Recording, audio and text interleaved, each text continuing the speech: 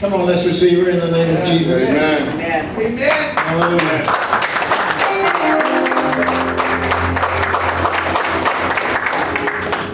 Father God, I come before you.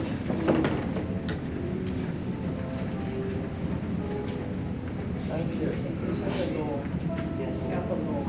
Breathe. It's okay. God. Hallelujah. Praise the Lord. Behind your cross, Yes. It's okay. bringing glory unto your name. Amen. Yes. Lord, yes. Lord, I understand that this word is first for me, Yes. Yes. as a servant of you. Jesus. So, Lord, let every word that comes forth be what you would have your people to hear. Yes. Yes. Have your way with all of us on this day. In Jesus' name, I pray. Amen. Amen. Amen. Bless you.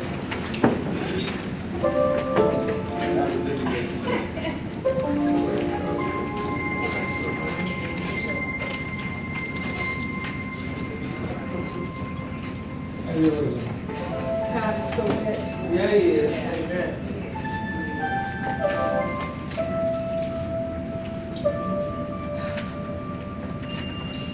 As I sat and put this message together,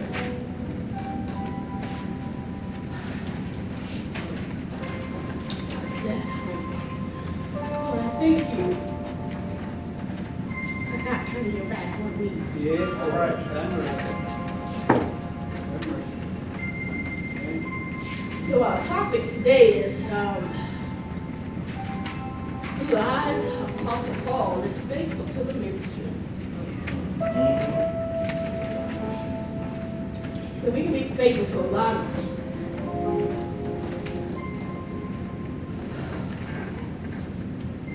When I reminisce back over my life, I think about how God gave me God-fearing men and women in this church to groom me into the woman that I am today. When I think about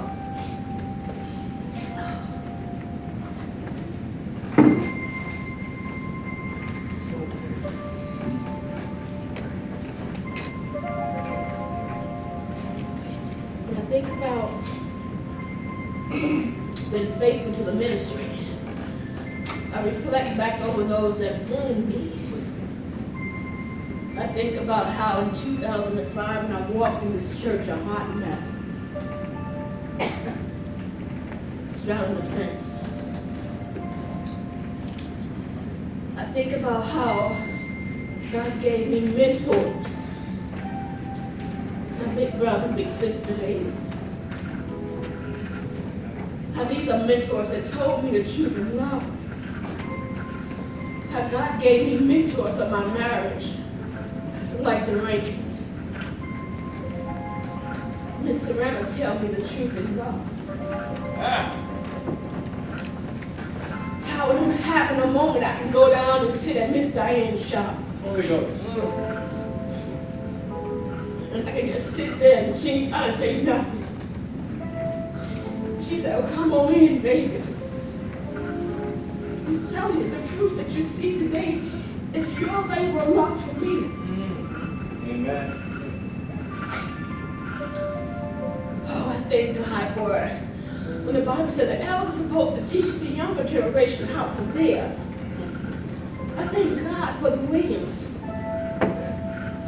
Miss Arnold, she said, baby, you was on my mind. I just want to let you know, hold your head up. In the middle of the day, you get a text from Miss Lois. So I don't know what your problem, but you better get it together. All right. So when I talk today and share the words that God gave me about being faithful to the ministry, First Baptist, you have been faithful to the ministry that God has put in me. And I appreciate that. So with that being said, and I'm standing here as your fruit, I'm going to take that and pay it forward and groom the generation that coming behind me. So let's get into God's word. All right. Right. talking about being faithful to the ministry. Go ahead. What is it that God has called you to? Every one of us have a ministry. Everyone has been called for a particular role in the body of Christ. A spouse, a daughter, a friend, a co-worker, a mother, clergy, whatever your role is. That's your ministry. It says, verse 19, for though I be free Yeah. from all men, yet have I made myself servant unto all, that I might gain the more. Take your time. So Apostle Paul here is looking at the bottom line. He's looking at what there is to gain with himself Zion, so God will increase. Yeah. When he say, I be free, he's talking about this liberty that we have in the body of Christ. He's talking about, we know we're not shackles and bondage, but God gave us the gift of grace, unmerited favor, and mercy. So when we think about being faithful to the ministry, there is an accountability that we have to stand for. We talking about, Lord, I'm faithful to the gift that you gave me.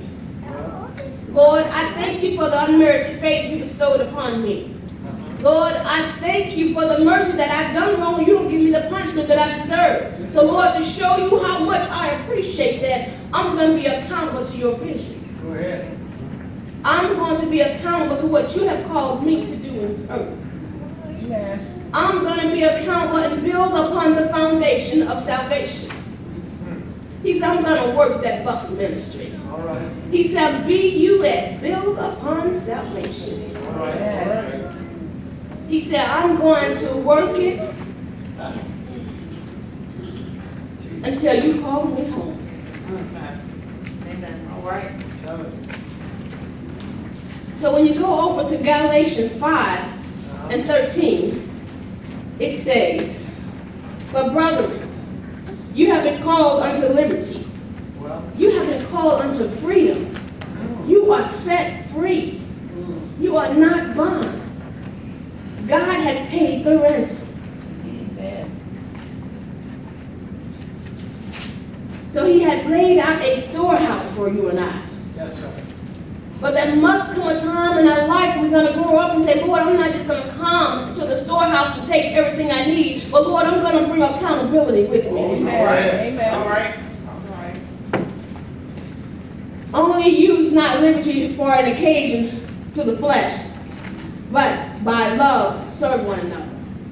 So this liberty that he's talking about here is to cause us to enter into servanthood. This liberty is not so you and I can go out here and be false prophets and false teachers. Fix it. Yeah. Fix it now. Bring the glory unto our name. All right. Come on. Amen. This liberty is so that we can stand upon the backbone of our Savior. Go ahead. All right. All right. Appreciate you. So he can gain more. Yeah. We are to win souls for the kingdom. Amen. And we are to win souls for the kingdom by building upon what God has called us to do.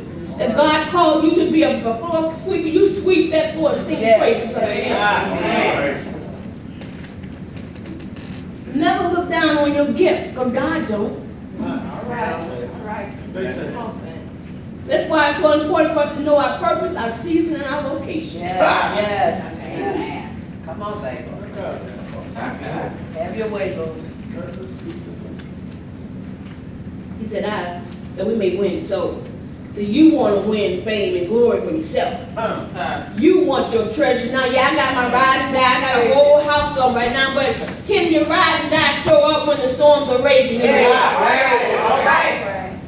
That's what Christ telling us to do. When he said, when Paul said, I'm winning. So he said, I'm going to stand with you behind closed doors. Yeah. He said, I ain't worrying about the public, brushing my ego.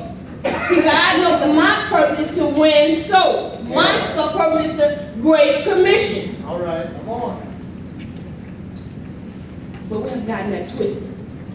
We want to fulfill the Great Commission on Sunday morning only. Come on. Sit down.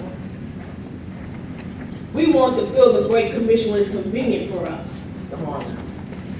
But the ministry of God is going to cause us to be inconvenient sometimes. Come on, Empress. It's going to cause you to really count the cost. It's going to cause you to evaluate your spirit. It's going to cause you to shut your mouth when you want to say something that's slick. Come on now. All right. Preach it. Go ahead, girl. Faithful to the ministry. Yeah, yeah.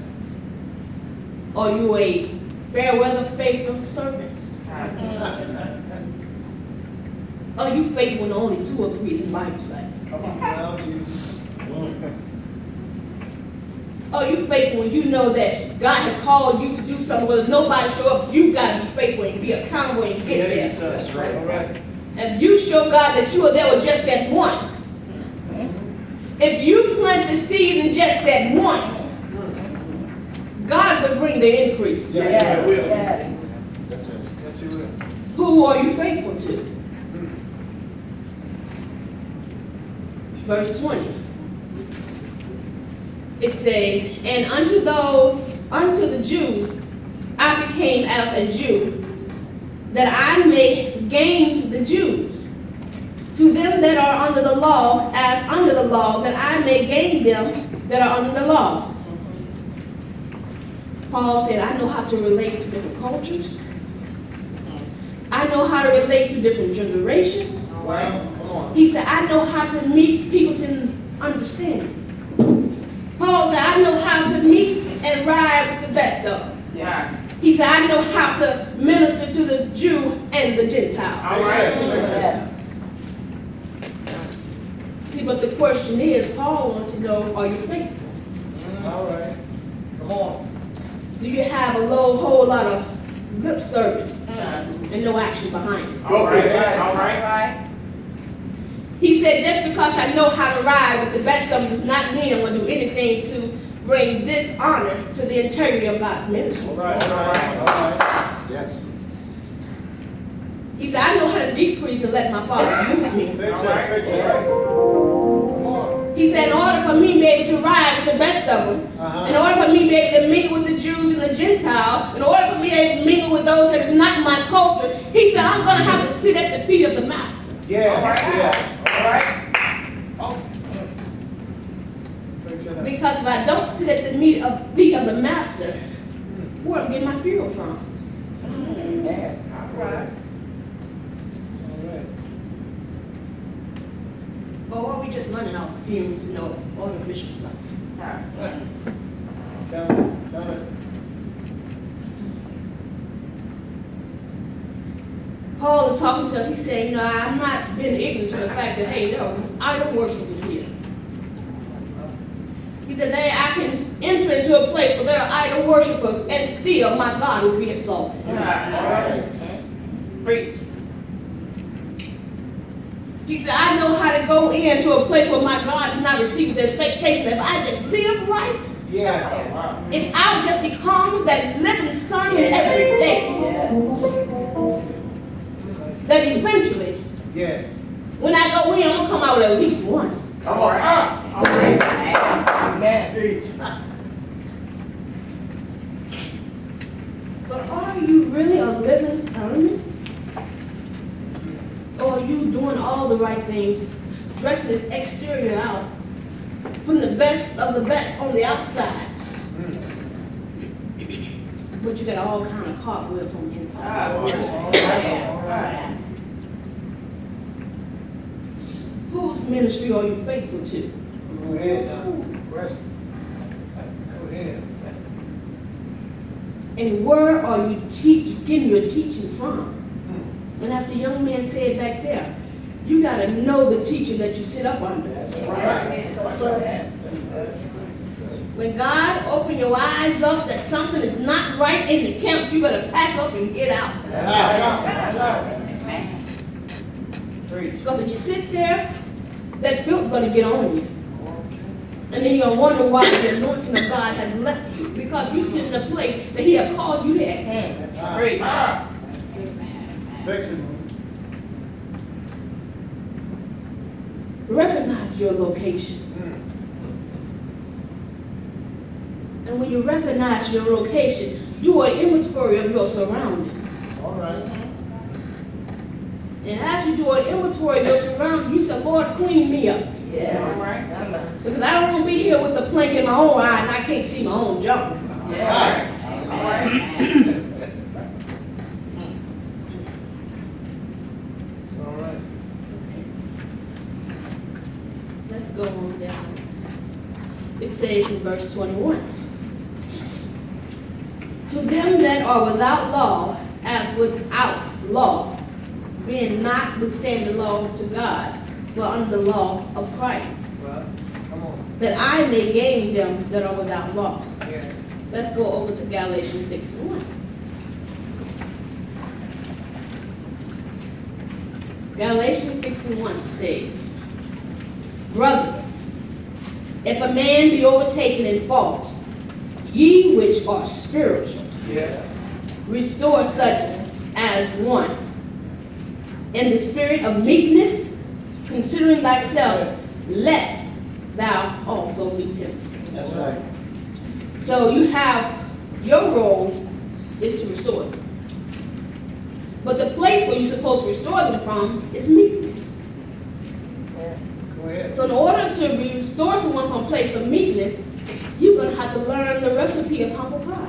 My Lord.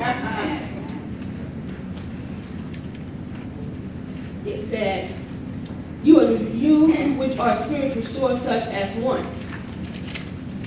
Why is it that we hear the order, but we don't want to march them out? Go ahead. Why is it that when our sisters and brothers fall, we want to talk about the should have, could have, would have, Yes. instead of praying them through that season? My Lord. Or instead of grabbing them by their arms and saying, I don't know how long God would have me to walk with you, but for now, in your now moment, I'm here. All right. Come on. He said, so Paul's trying to get us to say that each of us has a ministry that on Judgment Day, we're going to have to give account for. Oh, Go yeah. ahead. Go ahead. That's right. Yes. Your ministry may not be the fivefold, but you have a ministry. Yes. As a mother, father, sister, brother, whatever that ministry is, you better walk that thing out according to God's word. All right. Because there's going to be some stormy days. But it's those stormy days that cause you to have appreciation for every day. Yeah. Because God never left us. Amen. He said in verse 22, to the weak became I as weak, that I may gain the weak. I am made all things to all men, that I might by all means save some. Let's go over to Romans 15.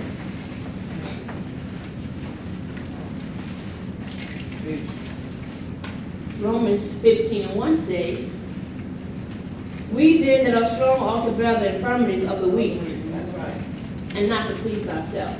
Amen. Sometimes you're going to have to carry the workload, but carry it through prayer. All right. Carry it on your knees. Carry it with teaching them how to make it themselves. Carry it by grooming them for the next season. Don't be Mr. and Mrs. Fix It for them, but give them the tools Amen. to know how to fix that thing, because another day is coming. Oh, yes. Know your purpose. What is the sap of your ministry? What is that thing, that nourishment that keeps you going? Do you have yes people in your corner telling you everything is all good and really some stuff is jacked up? Or do you have people that love you enough, Come on. that are willing to lose your friendship because they care enough to tell you the truth about your wrong There living? it is. All right. All right. Yes. It's all right. Or do you, it's so important for us to know our own purpose. Don't let somebody put you in a lane that God didn't call you to. Amen. Amen.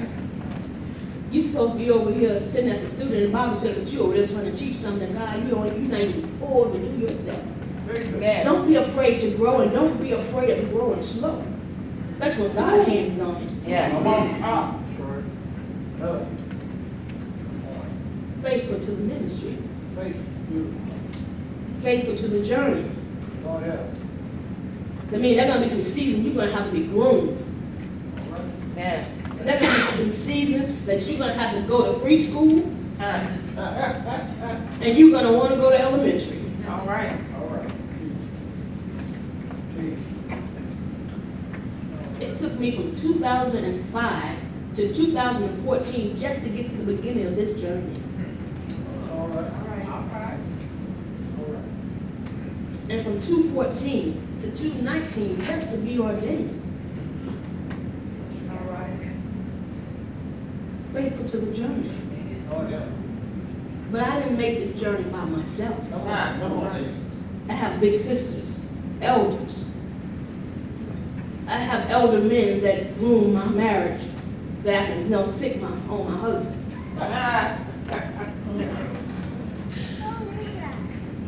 But I said, you gotta have some people in your corner when you're talking about faithful to the ministry.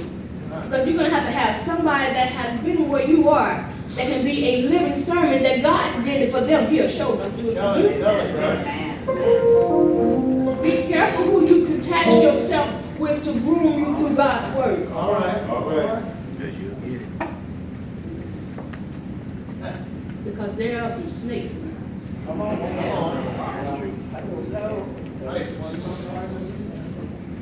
Verse 23 says, and this I do for the gospel's sake, Yeah.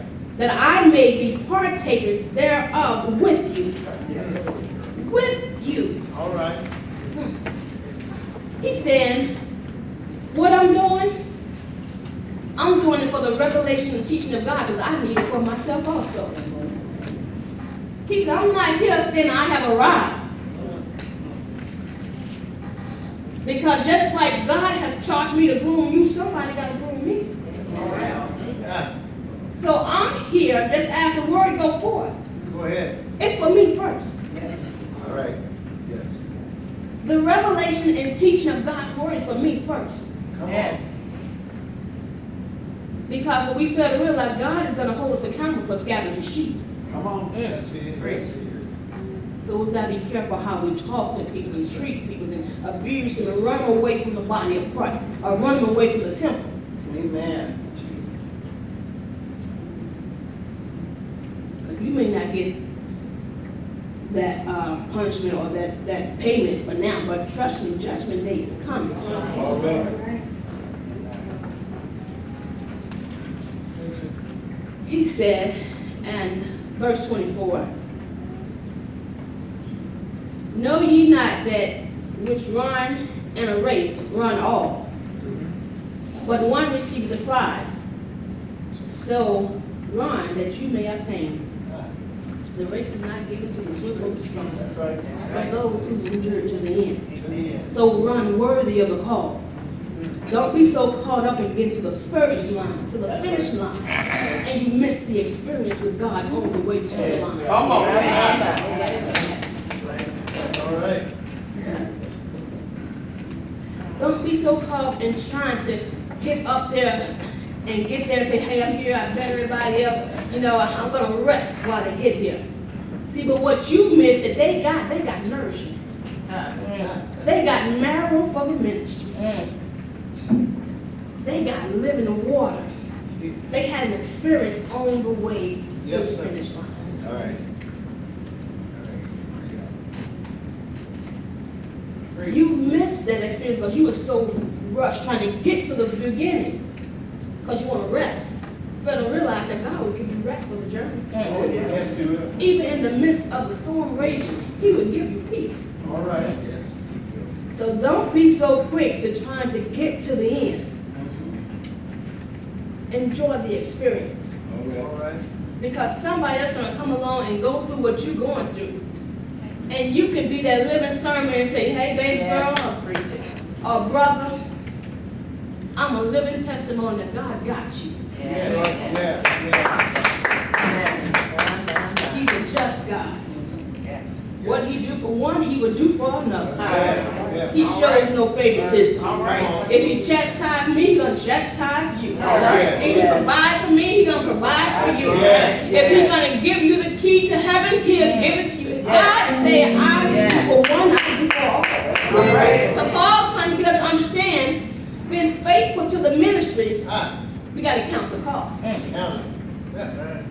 And in counting the cost, you gotta be willing to do the work. And in doing the work, you gotta take those instruments out of the package, bust them open, use them. If you don't understand how to use them, invite the Holy Spirit to teach you. And if you don't know how to use that, the Holy Spirit to teach you, the Lord showed me who you would have to groom me through the season of my life. The Lord, who you showed me, teach me how to recognize that the Spirit before me is the Spirit of you.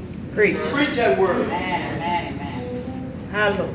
Faithful to the church. Faithful.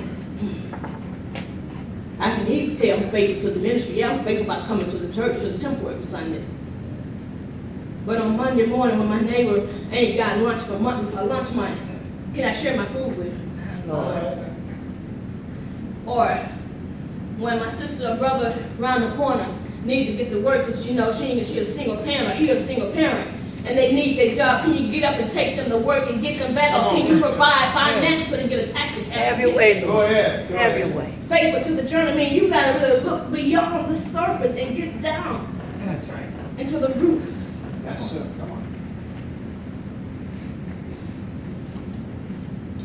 Verse 25. And every man that striveth for the mystery is temperate in all things. Now they do it obtaining a corruptible crown, but we an incorruptible crown. All right. Whose crown are you wearing?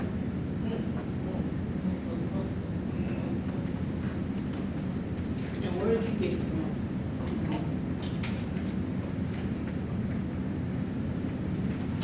What is the purpose? What is the makeup of the crown that you're wearing? Is it something you did yourself, vainglory?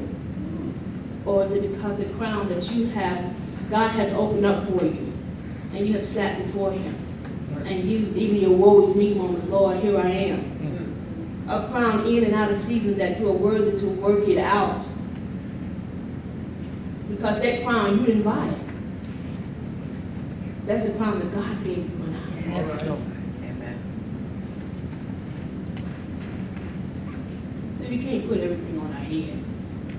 We gotta be careful what we allow to get up in here. That's right. That's why it's so necessary for us to renew our mind. Yes, sir. That's why it's so necessary for us to understand that we can't just get in here and read this book like it's a novel. Come on. Sometimes all you need is one or two scriptures to meditate on. And what you may think be the roughest season, God will give you one or two scriptures in the Yes, Lord. But the problem is nobody want to read the Bible till Sunday morning. Right. Fix it. Hallelujah. So because you don't read the Bible on Sunday morning, when the storms hit you, you're on the phone calling everybody looking for an answer. When the answer's right there on your call, it's like, Teach. Verse 26. I therefore so run, not as uncertainty. So fight I, not as one that beareth the air. All right. Verse 27 says, but I keep under my body and bring it into subjection, just that by any means, when I preach to others, I myself should be cast away. Let's go to Romans 8:13. Thank you.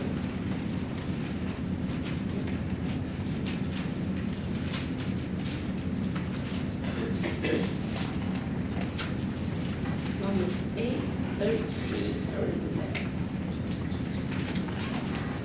But it says, for if ye live after the flesh, ye shall die. But if ye through the Spirit do mortify the deeds of the body, you shall live. What are you living after, the flesh or the Spirit? Or you living after the flesh, you wanting to look the part,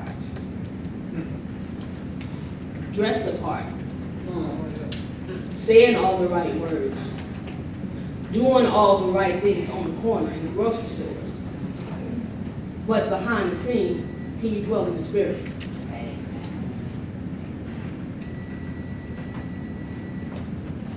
Whose purpose are you living after?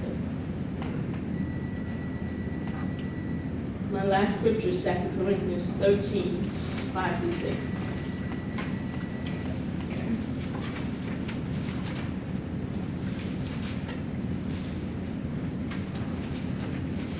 And it reads, examine yourself, whether you be in the faith, prove your own self. Do a spiritual inventory of yourself. Knowing ye not your own selves, how that Jesus Christ is in you, except ye be reprobate. All right. But I trust that you shall know that we are not reprobates. What are we doing to make each day better in our life? Whose table are we eating from? And just because it looks good, just because the meal has been prepared good, everything you eat is not for you.